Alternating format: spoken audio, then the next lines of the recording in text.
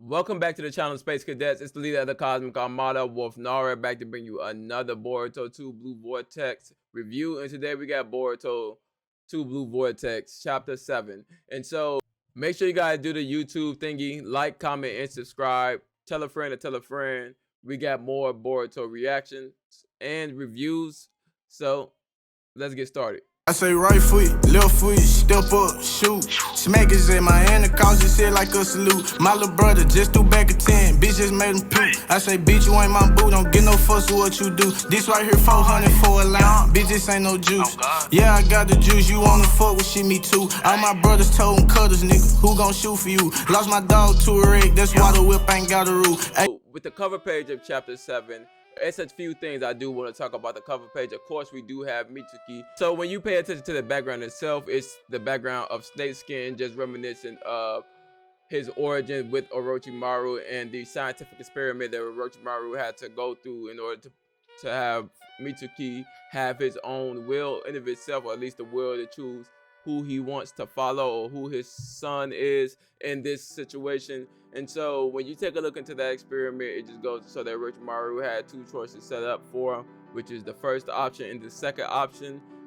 Him being the first, Orochimaru being the first option, and MITSUKI clone or brother being the second option, in which Orochimaru didn't want MITSUKI to actually pick him or the clone. He wanted him to decide for himself who his son would be, or the hidden third option. The ninja must see the hidden meaning in things. And so when you look at the cover page itself and you see the snake skin in the background, a call to that scene just going to show that in this chapter that MITSUKI is going to have to come up with the answer on his own, and also that MITSUKI himself,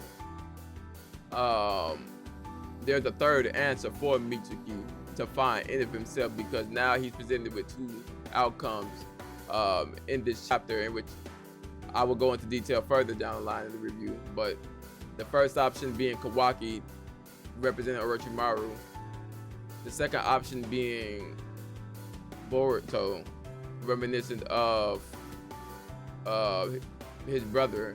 And while the third option, which would in this case be ultimately for MITSUKI to understand that he doesn't need a son for himself to shine, that he himself is not a moon, but he himself had been accepted by everyone, not only the person who is his son, but everyone else in the village, in which he's able to actually shine on his own. And this understanding is something that MITSUKI needs to come to himself, in which then that will be considered the hidden third option. So let me know what you guys think of that, and the ramble is over. So let's get started with the review itself. And so the chapter itself starts off with MITSUKI basically saying he's the moon and he cannot shine himself. He needs it.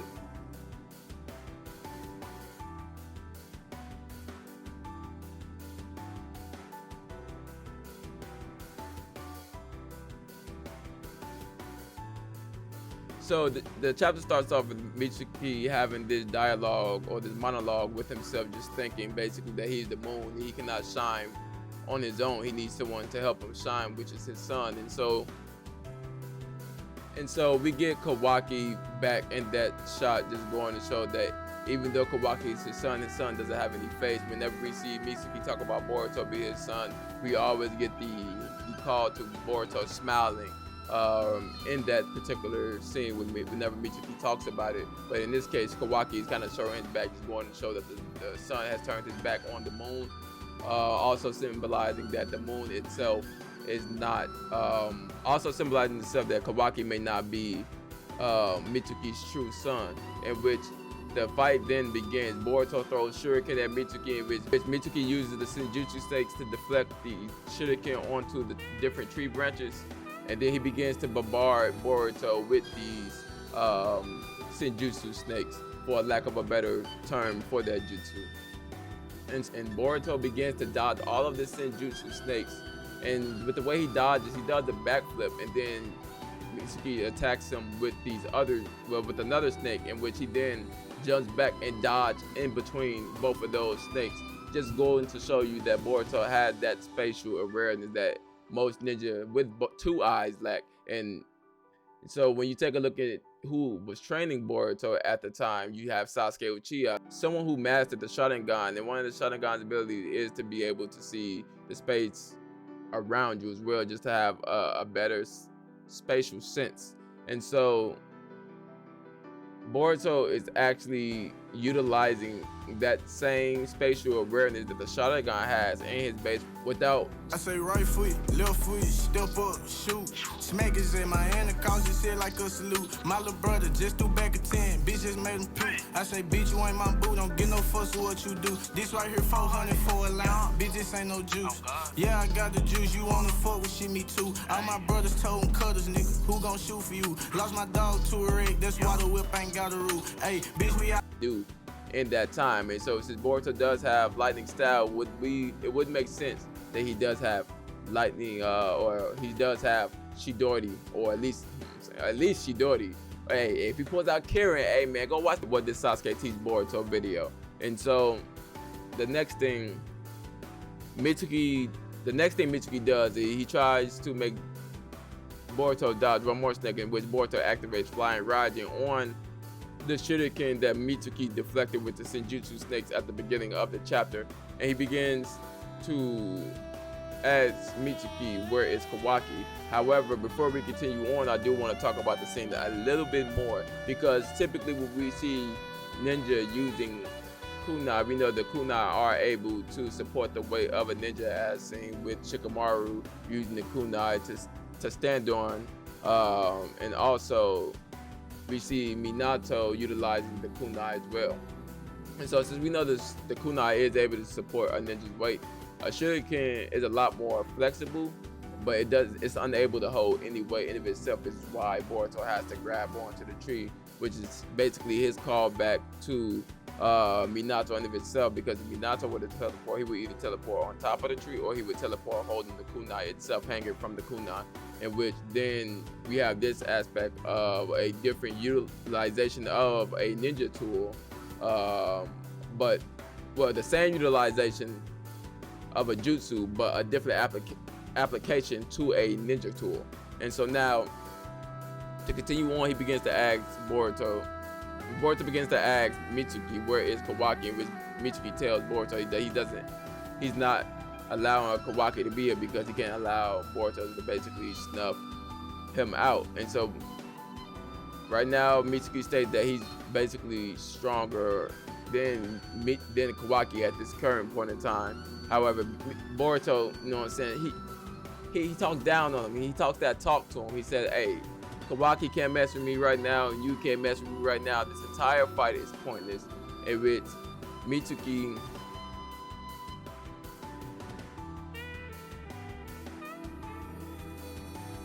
Shikamaru then tells Boruto that Mitsuki has knocked out Kawaki using the stake and has essentially gone rogue in order to confront Boruto in this particular situation. So now I do want to talk about another thing.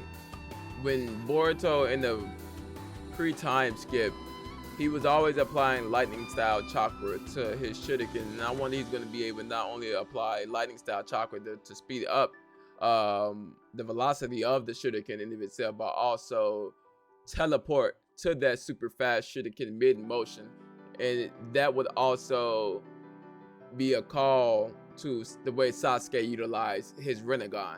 And I would love to see that happen. Let me know what you guys think down below. But hey, I'm getting sidetracked. Let's continue on with this chapter review. And so I keep getting sidetracked, but I gotta make sure I get my thoughts out there. So let's continue on. So after Mitsuki said he can't defer to Kawaki, that's why he can't allow Kawaki to be right here right now, he begins to attack Boruto with striking shadow snakes. However, these shadow snakes transform into Senjutsu shadow clones of Mitsuki. Also a callback to the true son of Mitsuki, where Mitsuki gained his inspiration for shadow clones, which is from Boruto, not necessarily Kawaki. And Boruto responds to Mitsuki as if he's Sasuke Uchiha's son. He told him the same thing that Sasuke told Naruto: 10 times 0 is still 0. It doesn't matter if you have all of these different clones. It's going to be easier now. And so as Mitsuki continues to bombard Boruto with these different shadow clones, or Sage shadow clones, he started destroying the environment in which Boruto makes note of it. So Boruto then says he kind of doesn't have time to continue to play with Mitsuki, so he closes his katana and then begins to radiate lightning style chakra from either his hand or the katana itself. And then he does I'm gonna call it an Uchiha style quick draw, in which he destroys 2 Mitsuki clones and then slashes the other Mitsuki clone. And then Mitsuki calls Boruto a monster, in which Mitsuki uses a Sage Amped Snake Lightning, while Boruto counters with his Thunderclap Jutsu, but this time he calls it Thunderbolt. Just going to show that that small little Thunderbolt that Boruto used to have to use a water style Jutsu to make it a wide area effect Jutsu is able to compete with a Senjutsu is just crazy to me right now. The only person we actually seen able to compete with Senjutsu in regards to just destructive capability or even just completely evening out is Sasuke Uchiha himself. However, he was amped with the tailed beast at that time. So this is the only time we've seen someone be able to compete with that of Sage Jutsu head on without using any sublime technique, just using an ordinary jutsu and having sublime chakra control. So let me know what you guys think down below of that as well. So when the smoke begins to arrive due to the clash of the 2 lightning style jutsu, Boruto then begins to slash toward Mitsuki's neck, thus signifying the end of the fight, and stops short of Mitsuki's neck. And so Mitsuki then asks Boruto why did he end it, and Boruto responds with talk no jutsu. And so Boruto talk no jutsu is more reminiscent of the way Sasuke views the world rather than having the talk no jutsu of his dad Naruto, in which he appeals to the I think it's the pathos of the opponent, just basically saying the emotion of the opponent. And so he tells Mitsuki that the only reason that he came here to die is because his faith has shooken, and so he doesn't know exactly who his son is, and he knows that Kawaki isn't his son, and he felt that for a very long time, in which Mitsuki questions this and questions Boruto on how does he know this about him, and questions the very reality that he has known up until this point, in which questioning his memories, the same thing that Shikamaru is questioning. So Mitsuki potentially, through the connection of his son, may not completely override omnipotence, but still may end up taking a liking to Boruto down the line, even with the effect of omnipotence still being there. And so Mitsuki then binds Boruto, and Boruto begins to talk to Mitsuki and tells him more about himself and how that he needs a son in order to feel complete, because his son gives him a reason to exist at this current point in time. And I'm using this line particularly because this is what Mitsuki says to himself earlier on in the chapter, that he gives him permission to be allowed to live and to exist. And so Boruto understands this concept with Mitsuki's having spent so much time with Boruto before the initial time skip. And so with Kawaki's actions, it doesn't show that Kawaki truly understands Mitsuki, which causing Mitsuki's faith to shake, while his memories would show that Kawaki does truly understand Mitsuki, and Mitsuki doesn't understand the initial change in his son and why his son is shunning him. You feel me? And so Mitsuki then asks Boruto, who is he? And why did he unalive the Hokage? In which Boruto responds, the Hokage and his mom, and he has to stop himself, because although Boruto is in the face of an enemy right now, he still has this familiar relationship with Mitsuki. From his perspective, he doesn't want nothing bad to happen to Mitsuki. He still have love for Mitsuki. That was his friend. He was his son, and he acknowledged that role as being the one who's supposed to guide Mitsuki onto the right path. And so he has to stop himself in that familiarity and all of those memories and that comfortability in order to say his wife to Mitsuki, which Shikamaru hears Boruto says this, and now he understands that Naruto is alive. and he doesn't have to worry about it. However, he doesn't have the proof to be able to bring that to the land of fire and the elders of the village to allow Boruto to come back to the village. But that information is just enough. He had given himself 3 years to figure everything out, and at that 3-year time frame, once it was up, he was able to get some concrete information. So Shikamaru may never actually truly become one of the stone faces and may be a Hokage who served a similar Hokage role as Danzo, but in a longer term, and didn't want to accept it, not because of the village, not because of the elders, but because of his relationship and his loyalty to Naruto and everything he represented as a Hokage. So Kawaki then finally wakes up and understands that MITSUKI knocks him out, and we get shifted back over to Boruto talking to Kawaki. And Kawaki, my apologies, we get shifted over to Boruto talking to Shikamaru. Shikamaru basically tells Boruto that he can't necessarily lift the bounty on his head. He's gonna still be considered a rogue ninja due to the situation with Naruto until they're able to completely figure it out. But he's going to help Boruto to the best of his ability. And he asks Boruto, is he okay with being a rogue ninja?